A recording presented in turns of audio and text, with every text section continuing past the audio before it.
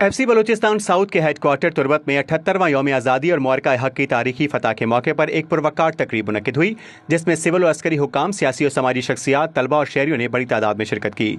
तकरीब के मेहमान खुसूसी IGFC Balochistan south major general Bilal Sarfaraz Khan थे, जबकि commissioner Makran Qadir Bakhsh Pirkani, deputy commissioner Kech Bashir Ahmed Badeech, SP Zuhaib Mohsin, VC Turbat university doctor Gul Hussain Baloch, district chairman Mir Hotman Baloch, doctor Barkat Baloch, Mir Hamal Baloch और दीगर मुअज़्ज़िज़ मेहमान भी शरीक थे। तकरीब का आगाज परचम कुशाई और यादगार शौदा पर फूलों की चादर चढ़ाने से हुआ। FC बलूचिस्तान साउथ के चाको चौबंद दस्ते ने सलामी पेश की। बच्चों ने मिली नगमे, वलवला अंगेज तकारी, टैबलो और आर्ट नुमाइश के जरिए यौम आज़ादी और मुआरका हक की तारीखी फतह को खिराज तहसीन पेश किया।